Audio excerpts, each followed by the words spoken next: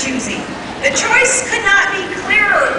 Only John McCain has the wisdom and the experience to get our economy back on the right track, because he has a pro-private sector, pro-growth plan that's going to put government back on your side, and our economic plan will help our families keep their homes, and we're going to clean up the corruption and the greed on Wall Street.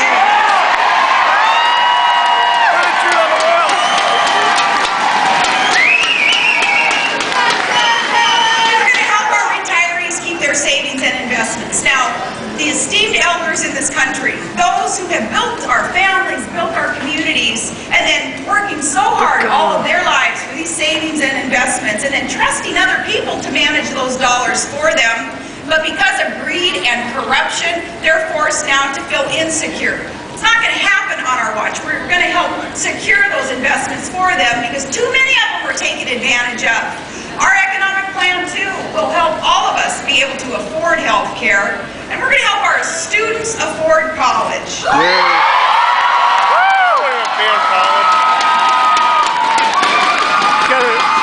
Need help on your retirement home. He has the guts to confront the $10 trillion debt that the federal government has run up.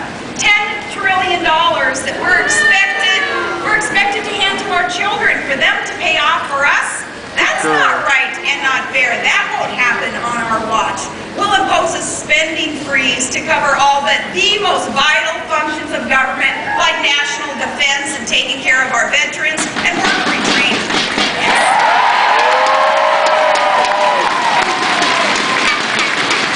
We're going to balance the federal budget by the end of our term, and Pennsylvania, you can count on us to fulfill our promises, because John and I are the only candidates in this race who have a track record that proves we can do this, proves reform. Of course, in the Senate, he's taken on the wasteful spending and the abuses of power. He's known as not just the patriot in the Senate, he's always been known as the maverick, really willing to confront the problems and do something about them. That's what he's going to do. As president also, we're going to start lowering your income taxes.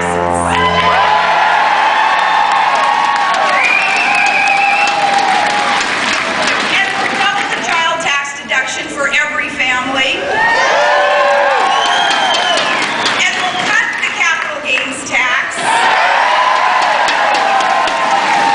And we're going to bring tax relief to every American and every business, because when it comes to the economy, our tax plan reflects the very, very clear choice that you have in this election.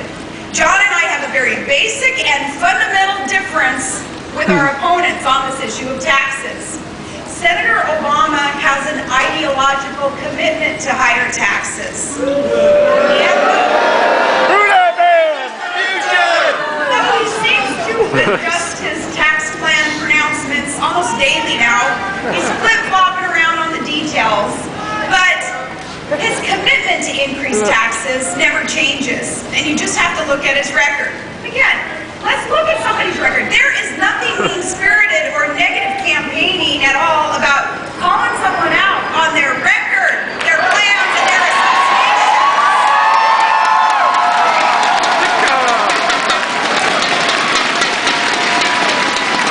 That's not negative campaigning. It's in fairness to all of you, to the American electorate. So we're going to call him out on this record. Barack Obama voted 94 times for higher taxes. He had 94 opportunities. 94 times. Instead, he was on the side of taking more from you and our businesses and growing government. He even supporting tax increases on hardworking, middle-class Americans making just $42,000 a year. And now he's committed to almost $1 trillion in new government spending, but he won't tell you where the dollars will come from to pay for those proposals. It's not going to come from higher taxes. So you can either do the math or just go with your gut. Either way, you draw the same conclusion. Barack Obama is for bigger government, and he's going to raise your taxes.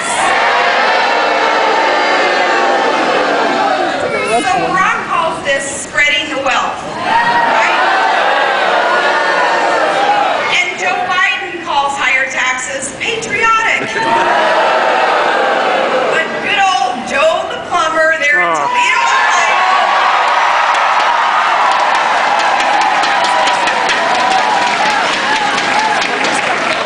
accomplish what none of the rest of us have been able to accomplish. The press couldn't accomplish it either. To get Barack Obama to finally state in plain language what his intentions are in all of this. And ever since good old Joe the plumber just asked a simple, straightforward question, bless his heart, he has been investigated and attacked just for asking the question. Joe the plumber said to him, all this talk of Barack Obama's tax increases, spreading the wealth, he said to him, sounds like socialism. And now is not the time to experiment with that. They do that in other countries where the people are not free and where work ethic is not rewarded, and when an entrepreneurial spirit is absolutely stifled, and that's exactly what his plan will do to Americans and to the children who we are trying to teach work ethic and reward for hard work. Instead, what's going to happen is that entrepreneurial spirit of America will be stifled, and that is what has built this country into becoming the greatest country on earth.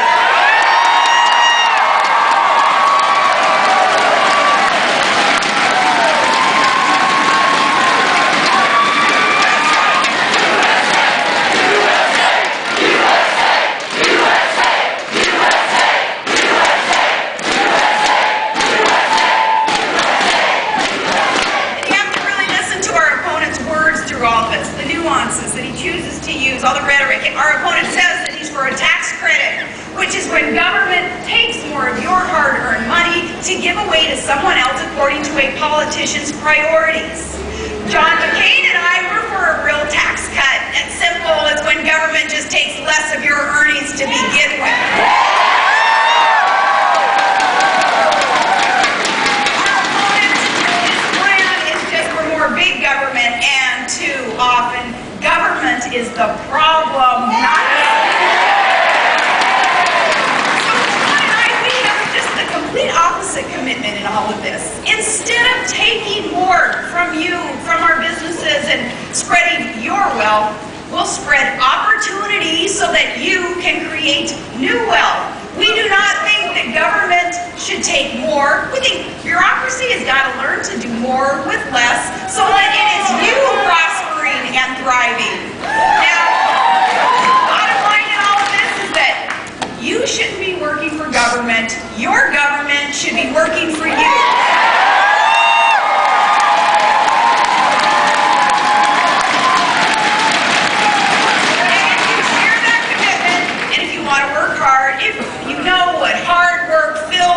And if you want to get ahead, and if you believe that America is the land of possibilities, and you don't want your dreams dashed by the Obama tax plan increases, then Pennsylvania, we're asking for your vote.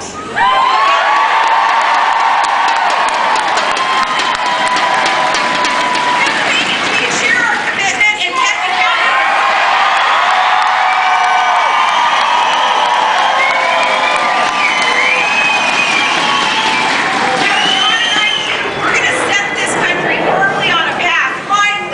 Energy independence. And we're going to develop new energy sources. We'll tap into what we've already got, our oil, our hundreds of trillions of cubic feet of clean natural gas, and our coal. We'll tap into our coal. There is more coal in this free country than there is oil in all of Saudi Arabia. And yet, here's what we're doing, and this is nonsense. This failed energy policy of the U.S.